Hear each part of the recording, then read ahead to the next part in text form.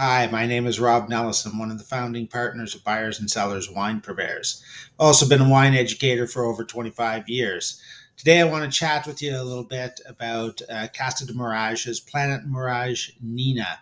This is one of the staff favorites, and at our tasting room in Ottawa, it's something that we sell copious amounts of. So, this is actually a paillette, which is a little known Portuguese style of making wine out of white and red grapes. So it's almost a rosé. And it's very light in body, generally sitting around 11.5% alcohol. This kind of style hasn't been seen for a long time, but a lot of the wineries in Portugal are kind of gravitating back towards that, as most Portuguese reds tend to be quite high in alcohol, quite full bodied. And Portugal is screamingly hot in the summer. And the last thing you want to do is sit on a beach in Lisbon and sip tannic red wine.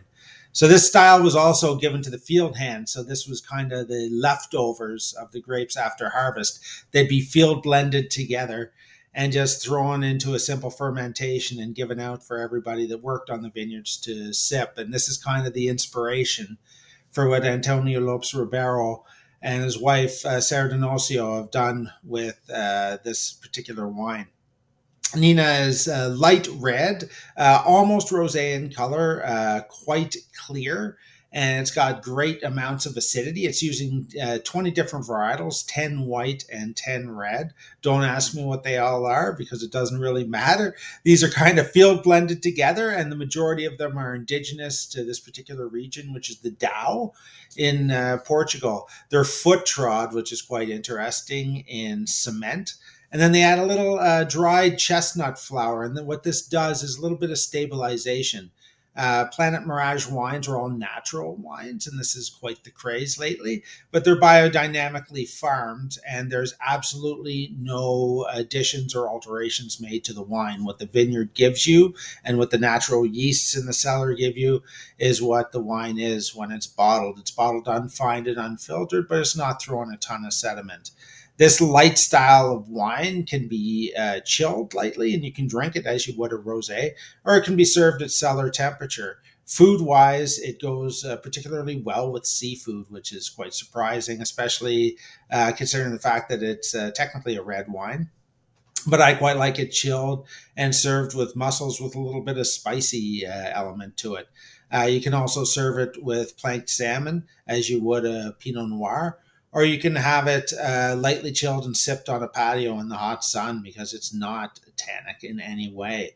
It's got kind of that sweet and sour cranberry type note to it, and the aromatics just jump out of the glass. Casa de Mirage, as I said, is biodynamically farmed, and everything they do is with an eye towards ecological improvement of their vineyards.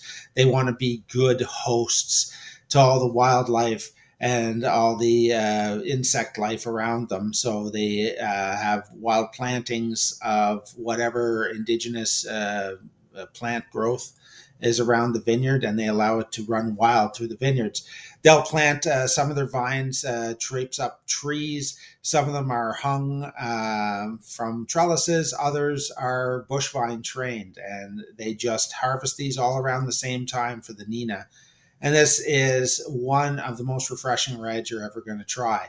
Casa de Mirage makes a full range of wines. They have some more classically styled wines, but these Planet Mirage are done in the totally natural way.